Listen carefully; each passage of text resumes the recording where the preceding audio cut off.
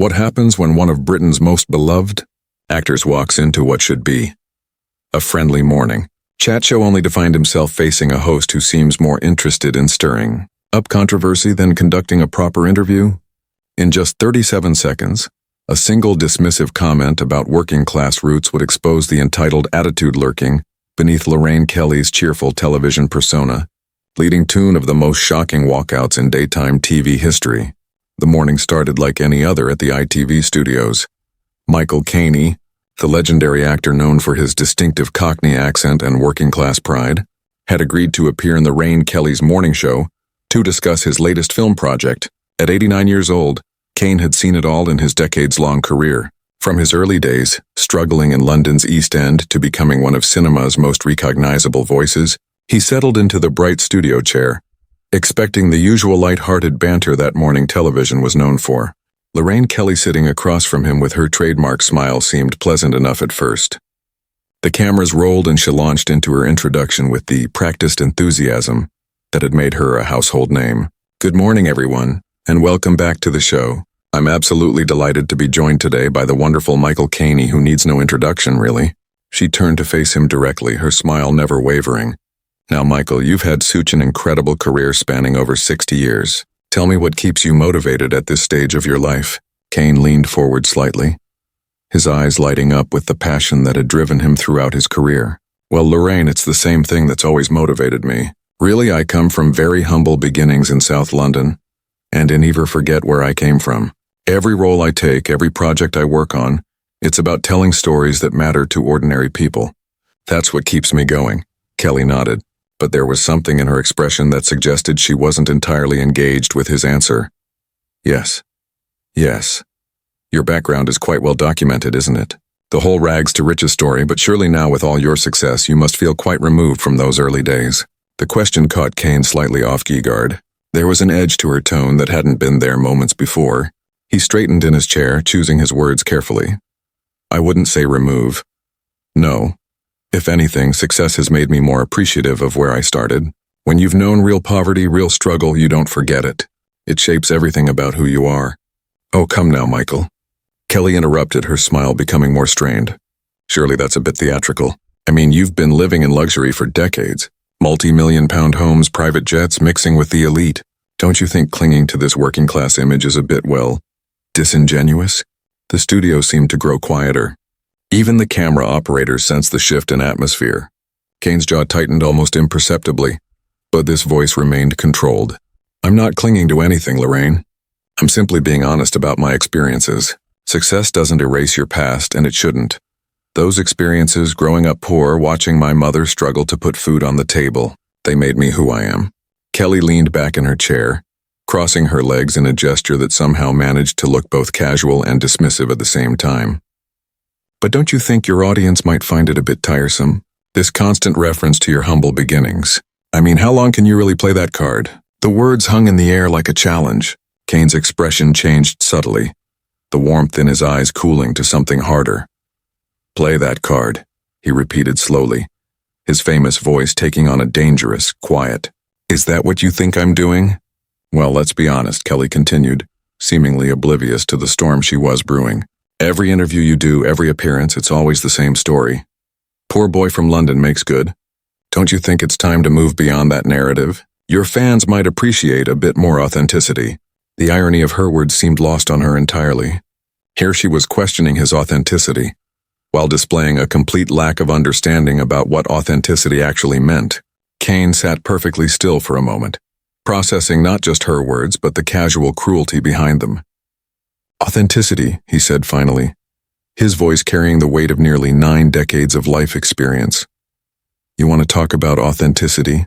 Let me tell you about authenticity, Lorraine. Authenticity is remembering the woman who raised you when everyone else had given up. Authenticity is never forgetting the people who believed in you when you had nothing. Authenticity is staying true to your values, even when you're sitting in a television studio being told that your life story is tiresome. Kelly's smile faltered for just a moment, but she pressed on with the determination of someone who had never truly faced real hardship. Oh, I'm not saying your story isn't inspiring, Michael.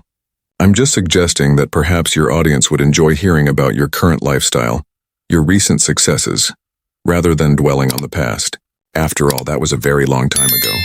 A very long time ago, Caine repeated, his voice dropping to that unmistakable growly tone that had commanded attention in countless films.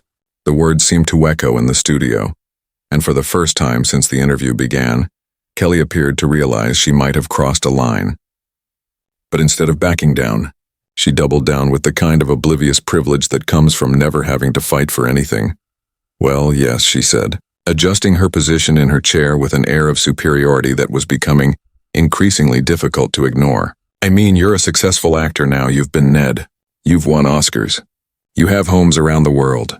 Surely those early struggles are just ancient history at this point."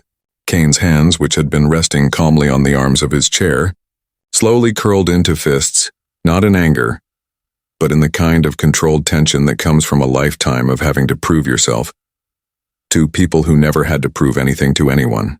"Ancient history," he said, his voice barely above a whisper but carrying more weight than if he had shouted. "Is that what you call the experiences that shaped a human being?" "Now don't get defensive," Kelly said with a patronizing laugh that seemed to slice through the air like a blade. "I'm simply trying to give you an opportunity to talk about your current projects, your current life.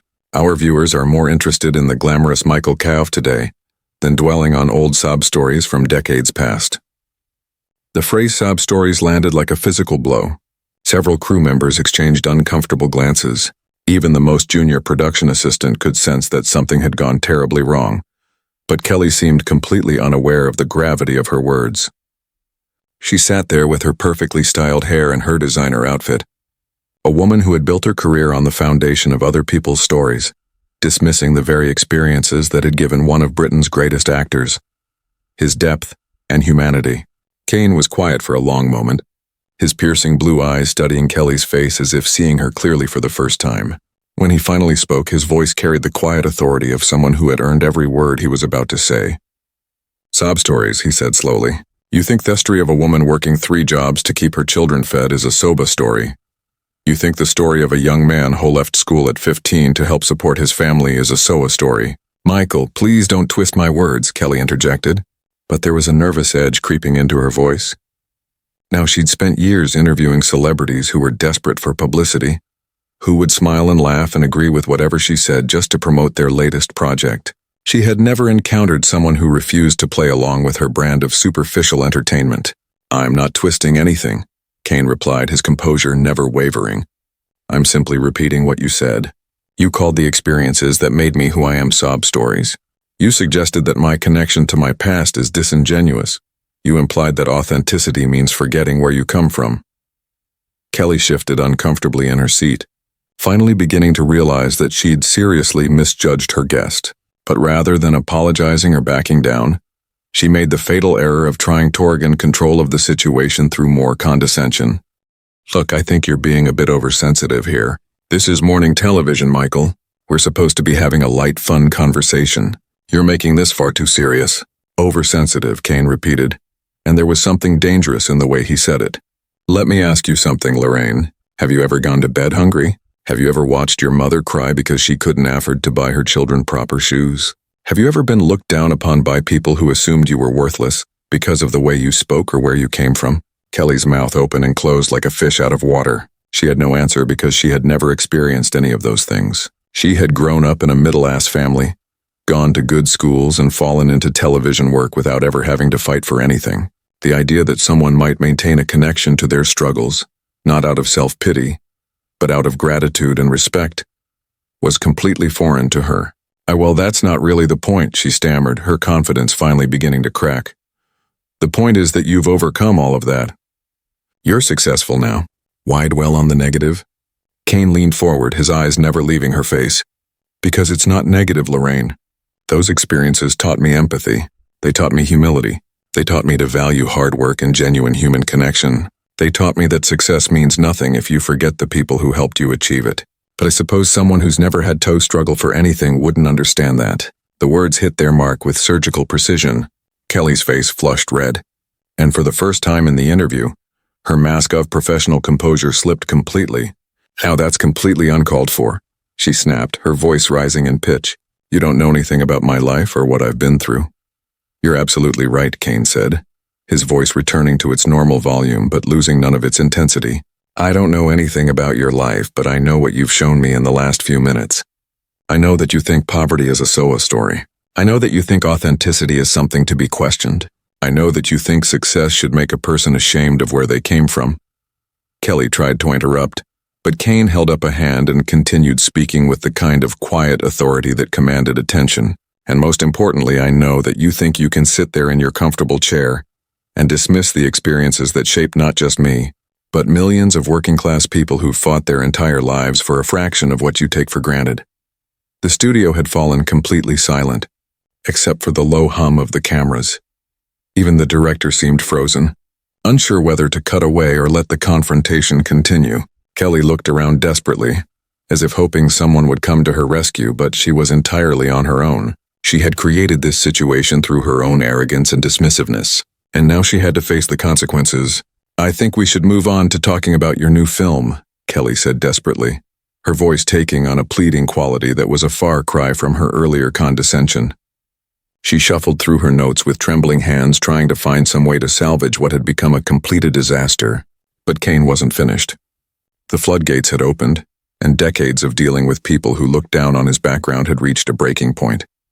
Oh, he said simply, the single word carrying more weight than an entire speech. We're not moving on because this is exactly the problem, isn't it? When someone challenges your comfortable worldview, you want to just brush it aside and change the subject. But that's not how real conversations work, Lorraine. That's not how real life works. Kelly's professional mask had completely cracked now, revealing the entitled person beneath. Michael, I really think you're blowing this out of proportion, she said, her voice rising with a mixture of frustration and panic. I was simply trying to conduct an interview about your current projects. You're the one who's turned this into some sort of lecture about class warfare. The phrase class warfare seemed to hang in the air like an accusation. Caine stared at her for a long moment, and when he spoke again, his voice was filled with a quiet disappointment that was somehow more devastating than anger would have been. Class warfare, he repeated slowly. Is that what you call it when someone refuses to be ashamed of where they came from? Is that what you call it when someone suggests that working class experiences have value? That's not what I said, Kelly protested. But her voice lacked conviction. She knew exactly what she'd said, and more importantly, she knew exactly what she had meant. Her dismissive attitude toward his background hadn't been a misunderstanding or a poorly chosen phrase. It had been a genuine reflection of how she viewed people who didn't share her privileged background. Caine slowly pushed his chair back from the small table that separated them. The gesture was subtle, but everyone in the studio understood its significance. You know what the real tragedy is here, Lorraine? It's not that you don't understand where I came from. It's that you don't want to understand. You've built your entire career on talking to people, on supposedly connecting with your audience, but you have no interest in actually listening to what anyone has to say. Now that's simply not true, Kelly said, but her protest sounded weak, even to her own ears. I listened to all my guests. I've interviewed thousands of people over the years. Have you? Caine asked, tilting his head slightly. Or have you just waited for them to finish talking so you could ask your next pre-written question? Because there's a difference, you know? There's a difference between hearing words and actually listening to what someone is telling you about their life, their experiences, their values. Kelly opened her mouth to respond, but no words came out. She had been exposed completely, not by some elaborate trap or gotcha journalism, but simply by her own behavior. Every dismissive comment, every condescending tone, every attempt to minimize his experiences had revealed exactly who she was underneath her television persona. I've spent my entire career trying to tell stories that matter, Caine continued, his voice growing stronger with each word. Stories about real people facing real challenges. Stories about the dignity of ordinary working people. Stories about the importance of remembering where you come from and never losing sight of what really matters in life. And you sit there and call those stories tiresome soba stories from ancient history. The cameras continued rolling, capturing every moment of Kelly's humiliation. She looked around the studio as if searching for an escape route, but there was nowhere to run. She had created this situation through her own arrogance, and now she had to face the consequences in front of her entire audience. Perhaps we could take a short break, she suggested weakly. But Caine was already standing up. The movement was deliberate and dignified, the action of a man who had decided he would not subject himself to one more second of disrespect. There's no need for a break, he said, reaching up to remove the small microphone that had been clipped to his jacket. I think I've said everything that needs to be said. He placed the microphone carefully on the table, the small gesture somehow carrying enormous weight. Kelly watched in horror as her interview, her show, her carefully constructed professional image crumbled before her eyes. "Michael, please," she said, her voice barely above a whisper. "Let's just finish the interview. We can talk about your film, your upcoming projects. Please don't leave like this." Caine paused at the edge of the interview area and turned back to face her one final time. His expression wasn't angry anymore. If anything, it was sad. "You still don't understand, do you?" he said quietly. "This was never about the interview. This was never about my film or my projects. This was about basic human respect. This was about treating people's experiences, their struggles, their triumphs with the dignity they deserve." He took a step closer, his voice carrying the weight of absolute moral authority. "I've worked with some of the greatest directors, actors, and artists of the past 60 years. I've met presidents and prime ministers, kings and queens. And you know what I've learned? The most interesting, the most valuable, the most authentic people are often the ones who remember their struggles, who honor their past, who never forget where they came from. But you wouldn't understand that, would you? Because you've never had to fight for anything in your entire life." The words hit Kelly like physical blows. She sat there in her expensive chair, surrounded by all the trappings of television success, exposed as someone who had built her career on the foundation of other people's stories while having no appreciation for the depth and meaning of those stories. Caine straightened his jacket with quiet dignity and walked toward the studio exit. His steps echoed in the silence that had fallen over the entire production. No one moved. No one spoke.